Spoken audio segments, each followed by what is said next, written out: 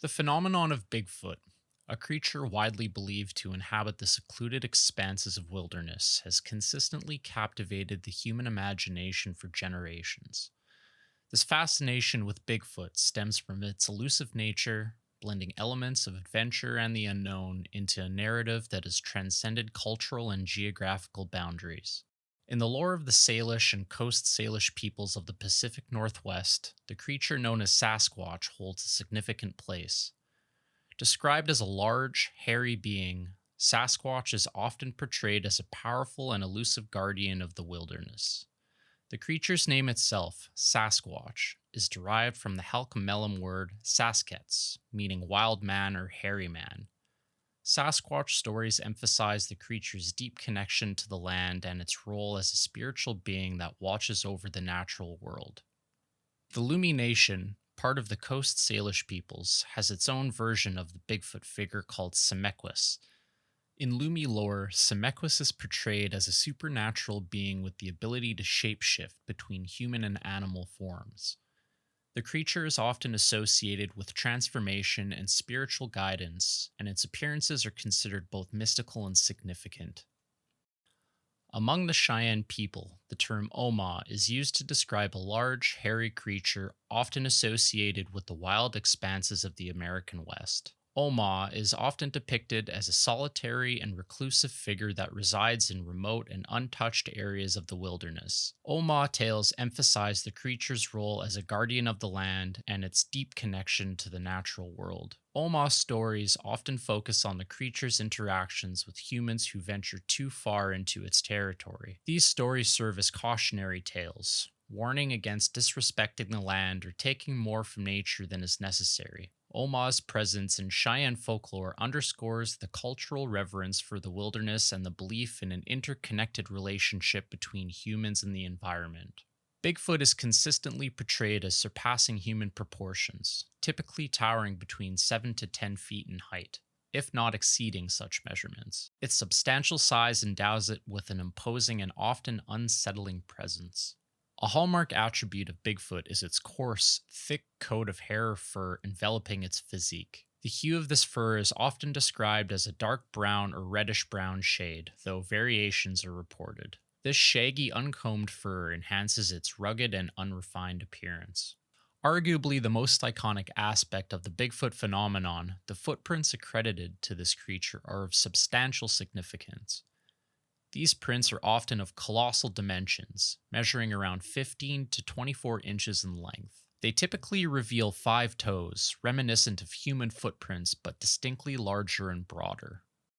The cranial structure of Bigfoot commonly exhibits a rounded contour, featuring a pronounced brow ridge. The face is characterized by a flat, blunt nose, large, deeply set eyes, and a broad mouth. In some narratives, Bigfoot's face reflects a human-like expression and an innate intelligence. Bigfoot is distinguished by its elongated arms, which extend beyond its knees. Its hands, with opposable thumbs akin to those of humans but scaled up. Some observers have attested to witnessing Bigfoot utilizing these hands to manipulate objects or interact with its surroundings. Bigfoot's habitat is predominantly linked to remote wooded regions, characterizing it as a reclusive and reticent entity that eludes human encounters. The creature is often associated with a remarkable ability to navigate dense forests soundlessly and adeptly. While numerous accounts highlight Bigfoot's tendency to evade human presence, instances of more assertive or inquisitive behaviors, such as the hurling of rocks or vocalizations, are also recounted. As European settlers began to explore and settle in North America, reports of wild men or wild people living in the forests were occasionally recorded. These descriptions often referred to large hairy beings that were likened to humans but displayed animalistic behaviors. These early accounts could be interpreted as the settlers' attempt to make sense of the new environment and its inhabitants. Many of these settlers brought with them their own cultural beliefs and legends, which sometimes influenced their perceptions of the New World. In 1924, Albert Ostman, a Canadian prospector, recounted a remarkable tale of his encounter with a family of Sasquatch during a prospecting trip in the remote Toba Inlet area of British Columbia, Canada. According to Ostman, while he was camping in the wilderness, he was awakened one night by a large creature lifting him from his sleeping bag and carrying him away. The creature, which he described as a female Sasquatch, carried him through the dense forest and eventually deposited him in a valley where Ostman was able to escape. Ostman claimed that during his time in captivity, he had a first-hand view of his captors. He would go on to describe 3 adults and 1 juvenile. He observed them communicating through grunts and gestures and noticed their ability to weave leaves into makeshift shelters. He was able to deduce that they fed on a diet that included berries, fish, and other natural resources. Albert Ostman's story became a cornerstone in early Bigfoot lore, contributing to the creature's growing reputation and the broader cultural fascination with the unknown. Despite the skepticism surrounding his account, Ostman's tale remains an enduring piece of the Bigfoot puzzle. In 1955, William Rowe, another Canadian prospector, was hunting for gold in the remote wilderness on Mica Mountain, again in British Columbia. During his expedition, he claimed to have an encounter with a Bigfoot.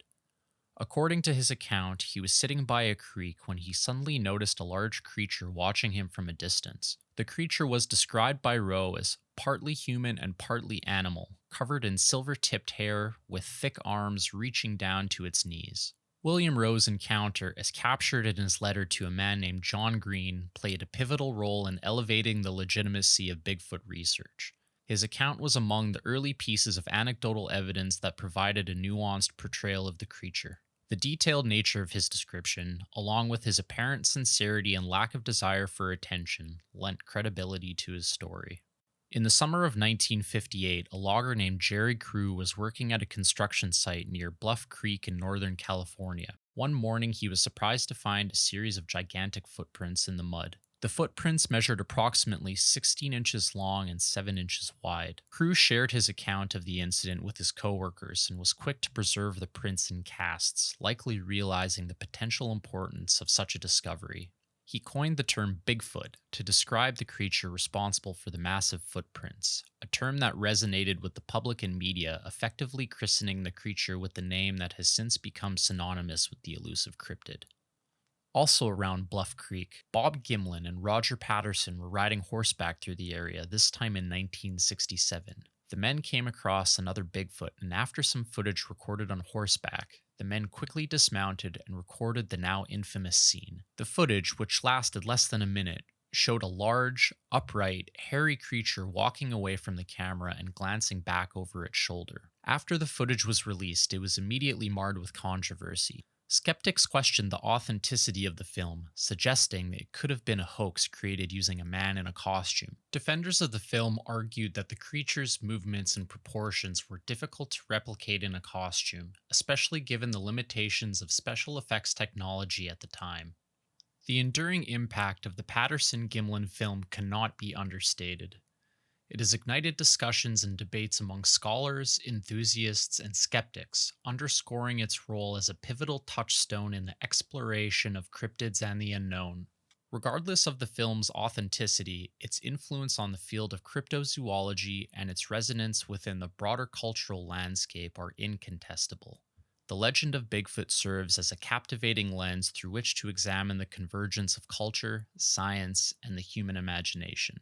Rooted in cultural narratives, nurtured by eyewitness accounts, and scrutinized through scientific inquiry, Bigfoot encapsulates the complexity of modern legends and folklore. The film's impact extends to the media landscape as well. Over the years, numerous documentaries, television shows, and books have been dedicated to exploring the legend of Bigfoot, often featuring the Patterson-Gimlin film as a central piece of evidence. These productions have not only fueled public interest, but have also provided a platform for skeptics and believers to present their perspectives. Its impact on popular culture and our collective curiosity about the unknown remind us that the timeless human quest for exploration will never be complete. Thanks for watching. I'll talk to you again soon.